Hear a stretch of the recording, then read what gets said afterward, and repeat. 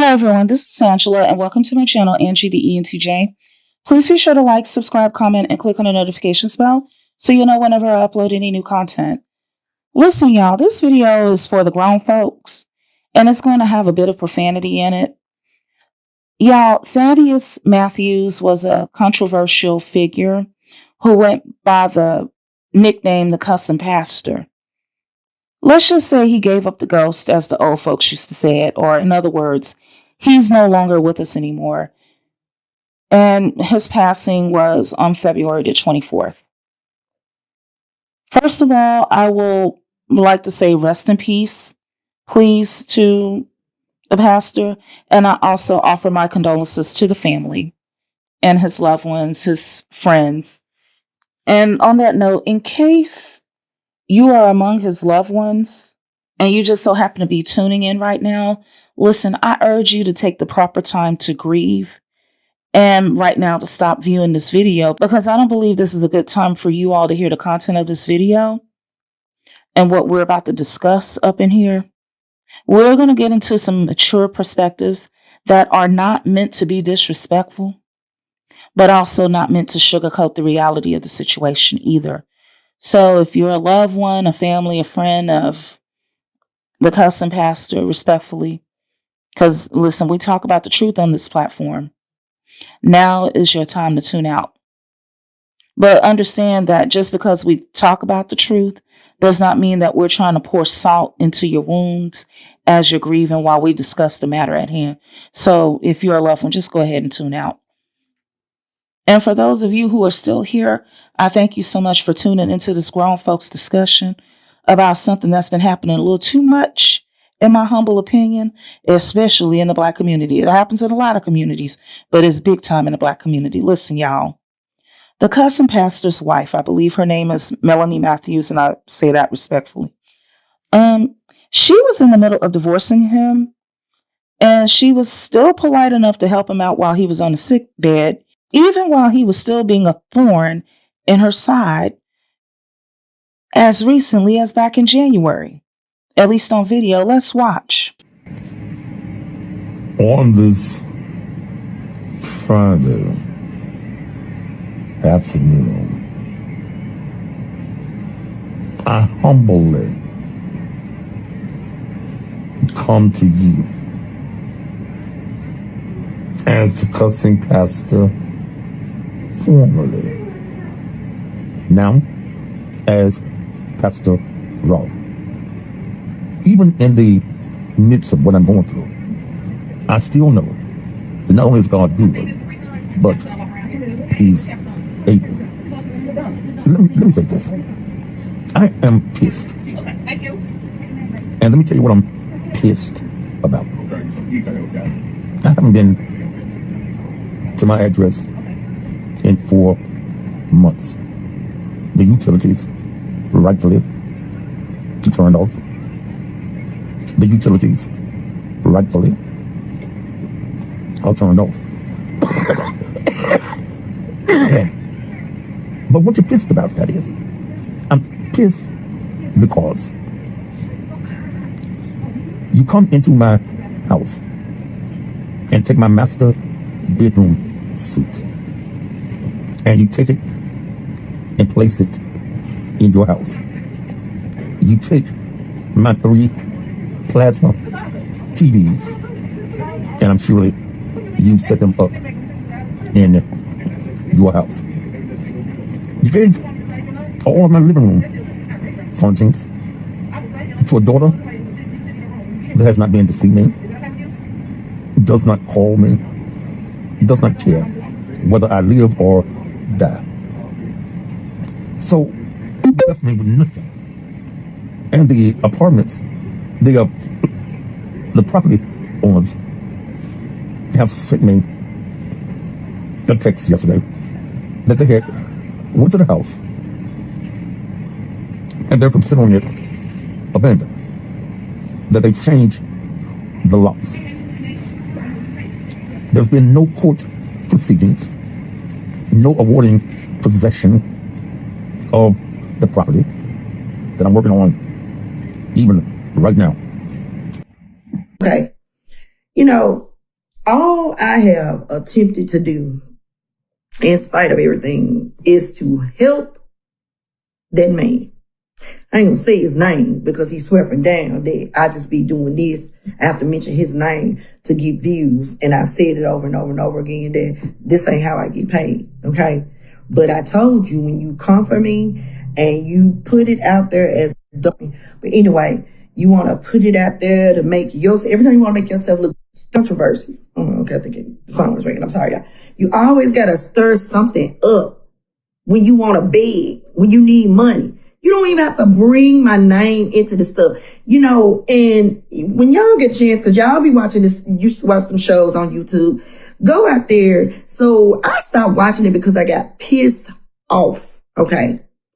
You upset saying that I went into your home and I took your bedroom set and I took all 3 of your plasma TVs and I just went in your house and then I gave your furniture away and all this kind of stuff. Let me tell you something.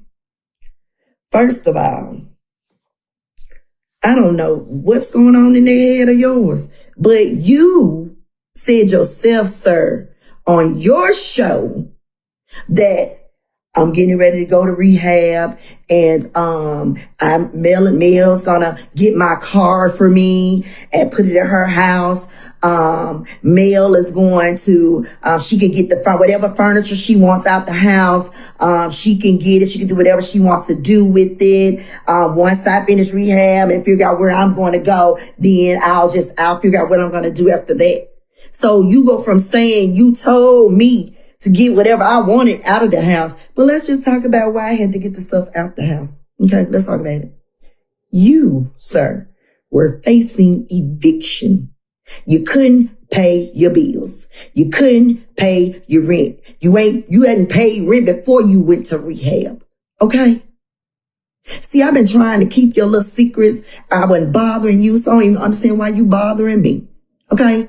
Gonna be real with it. You couldn't afford to pay for the house.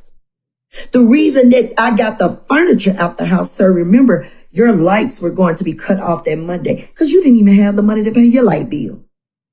So you sent me $800 on Apple Cash because Pastor Floyd had raised, I found out, over $1,600 for you. You want to hold on to money. So you Apple Cashed me $800 and said, pay my car note, take $450 and pay my car note. And you said with the remaining, you said pay to get the big furniture out the house. We had already agreed that I would take your bedroom set and bring it over here because you were getting ready to get a hospital bed because you couldn't get in and out of your bed, sir. We were moving your bedroom set out of that house so that you could have room to maneuver around with a hospital bed to help you and the fact that you had just got that scooter. Stop lying. Stop lying, sir. That's what you really need to do. Quit lying, okay? And the reason that we went ahead and moved the big stuff out the house was because the lights were going to be turned off that Monday. Well, actually that Tuesday. So the mover came that Monday night at 6:30 to move that stuff out of that house because the lights would no longer be on in that house as of that Tuesday. Your light bill, I want to say, was probably like $425. You didn't have the money to pay for it. And you knew that you were going to be gone. So what sense did it make, right? So I said, well, we'll take the furniture. We will take the furniture out the house. Leave. The only thing left to be in the home is your studio stuff and your clothes and your shoes. I said, we can go on the weekends if we need to and box that stuff up. But you hadn't, at that time, you hadn't even been served an eviction notice. Okay. Now, fast forward, this in December. I didn't have no days off from work. You think I'm going to take off work to go over there and do something for you with your smart tail mouth? You don't appreciate nothing that nobody do for you. You think that you just supposed to just issue out all kinds of do this, do that, and I'm going to do it. You don't tell me what to do. I don't have to do anything for you. But everything that I was doing for you, I was doing it out of the kindness of my heart. And guess what I do? Every time I help you, you do something stupid, like that stupid video that you just did. Just dumb and stupid and low down for no reason. And then, like I told you, you think I'm going in a dark house by myself? If I get off at work at 5 o'clock, it's already dark. You think I'm going in that house and pack up anything in the dark? No. What you were trying to do was get your stuff out of there before people found out that it was public record that you were getting evicted. You all on here posting on Facebook about other people losing their cars and them getting evicted, and your butt was already getting evicted your darn self. You real funny. You real funny. You do that stuff to get sympathy votes so that when you get ready to put your cash app up, people gonna send you money. And I'll even go as far to say this. On your shows, you claim, Mel don't know I got money. She just don't know I got it. Well, if you got money, why you getting evicted? If you got money, why you always hollering about you need some money because this gonna be expensive, that's gonna be expensive? Use the money that you say you got. Since you say I was lying, use the money that you say you got that Mel don't know nothing about. Use it. I didn't tell you that you couldn't get your TV back. And the other TV old as Morgan, and it ain't hanging up nowhere. It's over there in my living room behind the couch. I don't need your TV. TVs. Oh, Chad. That's what we doing. That's really what we doing. Had to buy a mattress before I could even put your bedroom set in my bedroom because it was pissy. Well, come on in. I guess I'm the monkey in the... Okay, I'm back, y'all. Melanie separated from Thaddeus because, according to her, he was a lying and manipulative cheater. And from the looks of things, she's doing okay. She's still here thriving and doing her own thing as she should be. I believe she went to see the Super Bowl because she's an Eagles fan. And also she had mentioned something about visiting Salt Lake City. I went through several of her videos on her Facebook page. I've been to Salt Lake City numerous times. It's very nice and very family friendly. I like how it appears after it snows because of the coloration of the snow contrasting against the gray mountains. It's a beautiful thing that can only be experienced because the pictures don't do it any justice. Anyway, back to Miss Matthews living her best life while she was separated from the Cussing Pastor. I learned that he passed away after watching Trey on his platform, the Trey King Show, cover the story. And by the way, I like Trey King. He always keeps it real.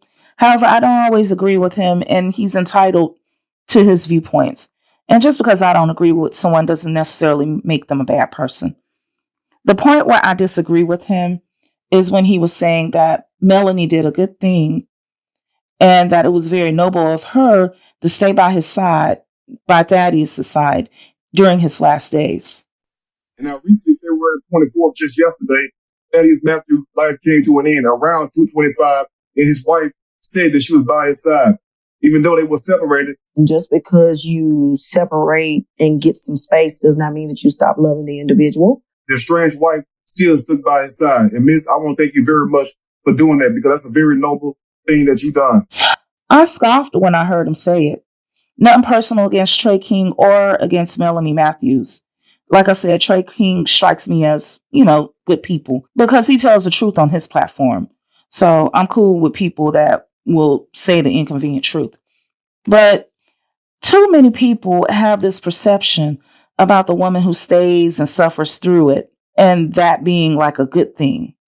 And to those who think like that, listen, where is Melanie's gold medal for making it to this finish line at the end of Thaddeus' life?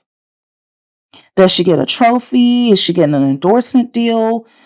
Is she getting royalties off of her performance?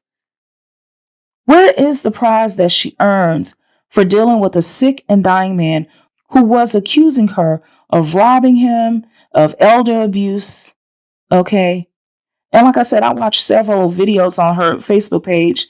She talked about how she was catching heat from the exes because Thaddeus had been married multiple times. So one lady called on his phone and she answered And the lady that was calling asked, well, can I speak to Thaddeus? Something like that. And so Melanie asked her, well, may I ask who's calling? And the woman on the phone said, Mrs. Matthews, like that. So the phone rings and I'm back at home. Back at home. I answer the phone. Okay. So I say, hello. Hello, may I speak to Thaddeus? I said, who's calling? This is Mrs. Matthews.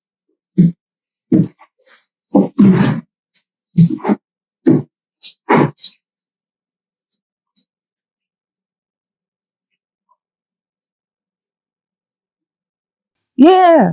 So where is her prize for having to bump heads with an ex? Listen, y'all. Listen. This is a public service announcement to all of these men folk, especially that be out here puffing out their chests about how we women are going to die alone and whatnot. Listen, you all are being put on notice that we women are no longer your end of life plan. Mm-mm. You all better get your affairs in order.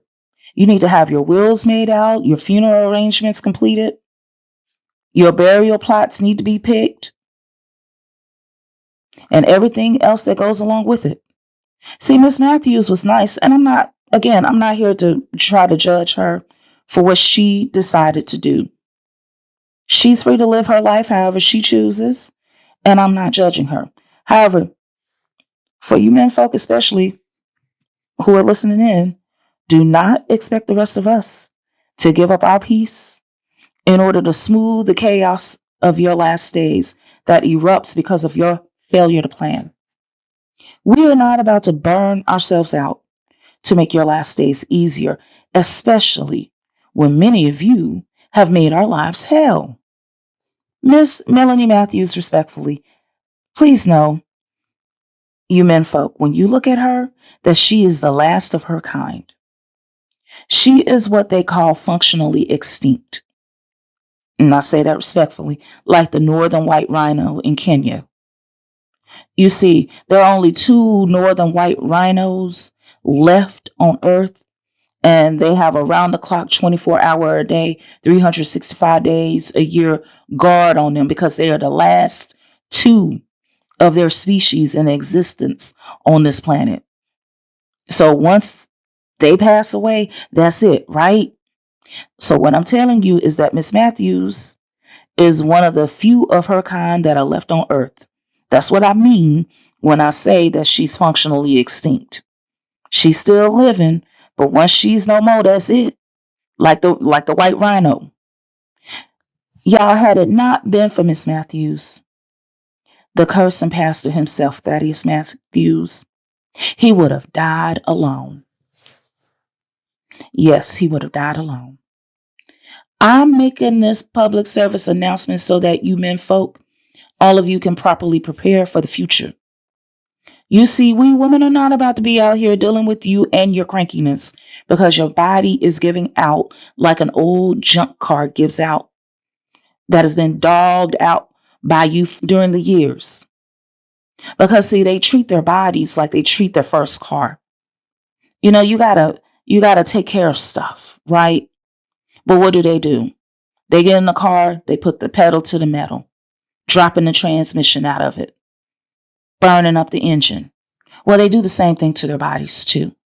Thaddeus did not take care of himself properly. We are all going to get older and things are going to slow down, even when you do things right. That's natural. But Thaddeus had congestive heart failure and diabetes. I'm at a point in my life that I didn't see coming 5, 6, 7, 8, 10 years ago. I didn't see this sickness that I have. Congestive heart failure, diabetes, being a thought At one time, I had kidney problems. Came back and said, that's all right. My legs are swollen now. So it's on my legs. He would probably still be here, or at least had a better quality of life, had he followed the doctor's advice. Had he not been out there like that, and had he been faithful and true to at least one of his wives, he probably would have been better off. And there are a lot of men, especially black men, in this situation. And they earnestly believe in their mind, they think that when hard times come for them, or when they're at the end of their lives, that they can just go and use back in the day nostalgia of the good old times and the handful of moments that he remembered her birthday or bought her flowers as a form of currency to trade for her unpaid care work on his sickbed. The answer to this is going to be no. I'm letting you all know that right now. See, here's what's going on, y'all. On one hand, they like to preach about how women should be nurturers and caretakers and whatnot. But then they turn around and use their vote to make it difficult for women to do those things and get paid while doing so, as well as clear our schedule so that we can enjoy our free time, as well as gaining supplemental help from government agencies so that the burden of upholding the society does not fall squarely on us. Okay, this society needs affordable housing. It needs free daycare. It needs free elder care. It needs free health care. More social workers, especially who can help people like these lonely men, especially when they're down and out and on hard times or in their last days. All of that is necessary. But what they've been doing is throwing that on our shoulders for us to manage. But when we want things to work a certain kind of way so that everybody will be okay, they vote against us. Women overwhelmingly perform unpaid care for our families and loved ones, as well as make monetary contributions to the economy. And speaking of the economy, women's unpaid care work is the reason why the economy runs. Without our unpaid care work, the economy would collapse within hours. It is that unpaid care work that also contributes to men living longer lives. So on one hand, these men folk out here with these hard-lined ideologies who think that women should be varying degrees of docile and submissive. Okay, they want us to cook, they want us to clean and multitask, juggling laundry, juggling appointment setting, juggling running errands, all that stuff. They want us to do all of that. However, when it is time to discuss situations that will benefit the woman and the society as a whole to make all of our lives easier, these same men will rally together and vote against our interests. They'll speak about us, about how horrible we are, and so on and so forth. And when they vote against our own interests, our interests as women, surprise, surprise, it harms them as men too. So respectfully, what the Cussing Pastor did was to rely on his separated wives. This independent woman, this self-sufficient woman, this autonomous woman. He relied on her time, her energy, and her resources to make the end of his life easier. Gentlemen who are tuning in and are following the manosphere especially, listen. If you do not want to vote for people to have universal benefits, which would overwhelmingly benefit people on your side of things, because y'all are the ones that show up as being the most homeless and the most unemployed or underemployed. Okay, so if you don't want the people to have universal benefits, which you can also have access to, if you don't want to vote for people to be able to have suitable shelter, suitable access to food, education, as well as services that will benefit the well-being of everybody, and by everybody, that means men, women, children, elderly, immigrant, undocumented too, because yes, They pay taxes too. Since you all want to vote against us women, listen, I'm here to tell you fine. Fine with me. But when you do that, make sure you have your end of life plans rock solid, because the Cussing Pastor was being evicted in his last days. And his ex-wife, Miss Melanie Matthews, helped to move out the majority of his possessions while he was being evicted. In her spare time, the woman has to work. Listen, we are not Miss Matthews. Because if it was one of us and you were Thaddeus, your ish would be at the end of the corner. Your ish is going to end up at the dump or at a thrift store or something. We will not spend our time arranging for movers to come, packing boxes, and coordinating our work schedules to take care of your business. Your part is going to be turned into scrap. You are grown adults, and you need to make sure that your ish is together without leaning on one of us. You see, this is similar to the problems that I see when in the past people have asked me for money, but I noticed that they had some habits that are taking the money from them, if you know what I mean. And I tell them, hey, why don't you do something like get yourself a Costco membership, buy your toilet tissue, your detergent, your paper towels, buy that kind of stuff there, because it's cheaper to buy it wholesale. It's cheaper to buy it in bulk than it is to buy it retail. And also you can have access to other stuff at a lower cost, so you can have a little more extra money in your pocket. I would say little things like that because they're asking me for money and I'm helping them out. But beyond giving them money as help, I'm giving them advice too. Because wherever my money goes, my mouth gonna come with it. I'm tell you that. But you know what they would say to me? Girl, I ain't got no $60 for a membership. And then I would explain to them, the amount of savings they would get from shopping there, the amount of savings will pay for the membership in its own way. They didn't want to hear it. However, that was when I was way, way, way, way younger. When I began to realize, wait a minute, I'm sitting up here, I'm making all these sacrifices. I'm clipping coupons, I'm shopping wholesale, buying in bulk. I'm doing all this stuff while managing my little cho-chos, my little money. Okay.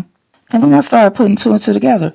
The money that I am saving from doing the right thing is the very money that these folks were calling me to beg for.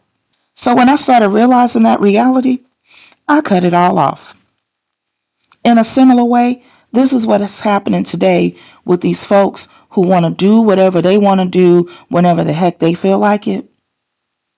But when it comes time to pay for the consequences of their own actions, they're picking up the phone and calling one of us. They don't call the dusty and ashy people that they hung out with back in the day. They're not calling Andrew Tate. They ain't calling Pearl. They're not calling Fresh and Fit. They're not calling any of the people who they ganged up with against us to help them while they're going through their hard times or while they're facing their last days. So who do they think they can call? They think they can call the people that sacrificed and did what they were supposed to do for themselves. That old song by Billie Holiday, maybe you don't, but it's an old standard song, may she rest in peace, called God Bless the Child That Has Their Own. God bless the child that's got his own, that's got his own. So, mama may have and papa may have, but God bless the child who has his own. So we're over here enjoying our blessings after we have sacrificed heavily to get to where we are. And while they could have been doing the same thing for themselves, what did they do? They chose to be around these dusty folks who are misadvising them. So men folk, especially, you need to have your end of life plans in order. You need to have enough money to pay for a nursing home where you can stay if you have to. You see, we tried to set up a thing so that the U.S. will be similar to Norway as far as social benefits. And that would have used our tax dollars to solve the homelessness problems, to stabilize families, to provide services to all members of the society, such as the elderly. And this is a big issue right now because the baby boomer generation, they're currently in their senior years. But men overwhelmingly voted for number 47. So instead of the tax dollars going back to help the people, the funds are going to give tax cuts to billionaires, right? So what this means is that everyone has to pay for these things out of pocket as if they're shopping retail, as opposed to having a single payer buy it in bulk, which would have provided savings as well as given us all a higher quality of living in the society. So this is what they wanted, right? Mr. Matthews, may he rest in peace, he chose to live his life the way that he did. And no, I'm not judging him. I'm only saying that the consequences of it should have been his burden to bear. He was fortunate and he was very lucky that Miss Melanie Matthews chose to use her spare time and spare resources to help him. However, you men folk out here who think there are women like Miss Matthews out here, listen respectfully, we are not. We are okay with you voting for the U.S. to have its own version of the Nordic model so that we can ensure there are trained professionals to help you when you get to the end of your life and help you when you're on hard times, as well as every other member of the society with every aspect of their life from birth to hospice care. Okay, we're okay with that. However, do not expect us women to be your hospice care personal assistant, your hospice care nurse for free and without benefits. And we do not want to hear any social or religious brainwashing about the virtues of being nice on this issue either, because that is usually aimed towards us women. You notice that the society does not brainwash people into having their end of life plans in order, and they don't aim that brainwashing towards the men. You notice that? But they'll aim it towards us women that we should be nice. Nah, they need to aim it towards the men. You need to have your plans in order, since they are the most likely to go unclaimed in the morgue. What the society likes to do is to pin the crap on the women, like when kids pin the tail on a donkey. So nope, women are not going to be donkeys or mules or any other type of pack animal to carry the liabilities of a reckless man who failed to plan. I can guarantee with the millions of hours of podcast videos ranting about what is wrong with us supposed modern Western women, especially us black women from the manosphere, you will not find them telling their followers to make sure that they have paid for the end of their life plans adequately. I worked in a nursing home before, and that one that I worked in had wealthy people in it. I saw some ish in the wealthy nursing home.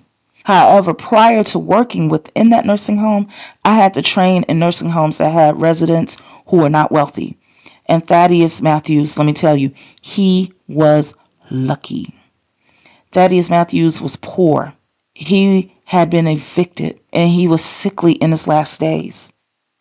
He could have avoided poverty and he could have been an outright homeowner so that he wouldn't have been thrown out of his place to live in his last days. He could have worked when he was younger and healthier to ensure that his last days would have been more dignified. If it was not for Melanie Matthews being there with him, he would have died alone.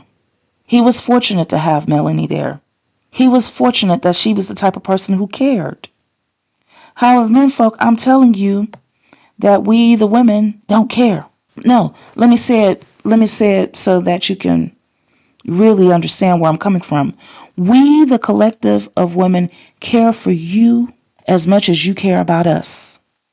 Fair is fair. That's why I'm saying that we don't care.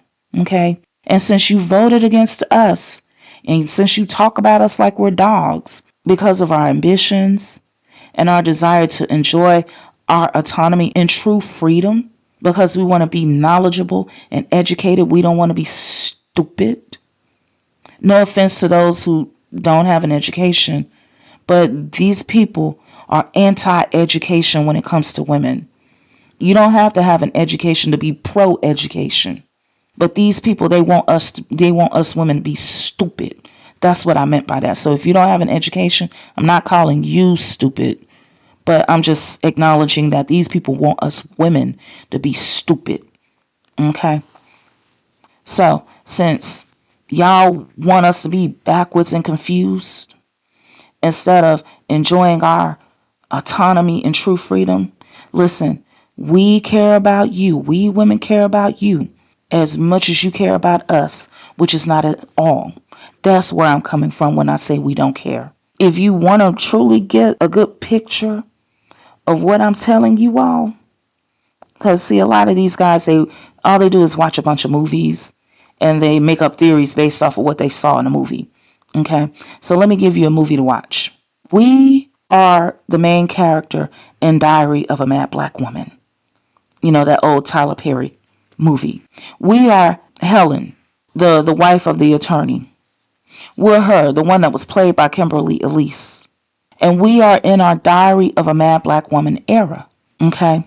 So if some of you end up on hard times or you're in your last days and you get to talking real slick, well, depending on which variation of Helen you're dealing with, you may end up like Charles, her husband, did after he was paralyzed when she left him in the wheelchair for 3 days. And after 3 days, she came back, told him he stank, and then she dumped him in a tub full of water and let him sit there. Now, listen, I'm not advocating violence. I'm not a violent person, but I'm just keeping it real. So when it happens, you can't say that nobody tried to warn you. Okay? You may have the variation of Helen that's sitting up there eating food in front of you and laughing at you while you can't lift your arms up. So that's why I said we don't care. But I'm not advocating violence. I'm not advocating mistreatment. But this is what you're going to come across if you think that women today are going to take care of you. Helen did eventually, in the movie, ended up helping Charles to recover, just like Miss Melanie Matthews was there for Thaddeus in his last days. But listen, don't look at Miss Melanie Matthews or Helen, the character, and get your hope up that we women will do the same thing that they did. Thaddeus was very fortunate. And real talk, listen, if Melanie would have decided instead to completely wash her hands of him and leave his family to figure it out, she still would not have found any judgment over here on this platform. I'm not judging her for her decision to be with there in his last days. That was her choice. She chose to do that. And also, I would not have judged her if she would have just said, that ain't my problem. You know, let me know when the inevitable happens and I'll send a bouquet of flowers to y'all. I'm not going to his funeral. You know, I've washed my hands. I wouldn't have judged him. I wouldn't have judged her for that either. You see what I'm saying? Either one would have been cool. So you men folk better get your act together. For those of you who are still young enough to order your life, because we're not going to do it. We're not going to be doing GoFundMes to get you buried. If it's leaving you down at the county before they cremate you, we're going to look at that as that was your decision. You can't put the burden on us to be doing the stuff for you. We're not making funeral arrangements for you. We're not dealing with the hospice situation. We're not doing that. You either need to talk to your representatives about getting programs together to help y'all out, or you need to have enough money to pay for all the services that you need out of pocket, or you need to accept that we women have washed our hands of you all. You're on your own. You're grown adults. And if you choose to live your life recklessly, and you don't stack up the finances that you need so that when you can no longer work, you'll still be okay, we women are going to respect your human rights and say that's what you decided to do. We're not going to feel guilty about you. We're not going to feel guilty about you being cremated and your ashes being scattered in a gravel pit somewhere or in a lake or some ocean or whatever. We're not going to feel anything about that, because if you wanted better, then you would have done better for yourself. And on that note, that's all I have to say for now. Please be sure to like, subscribe, comment, and click on the notifications bell so you'll know whenever I upload any new content. Take care until next time.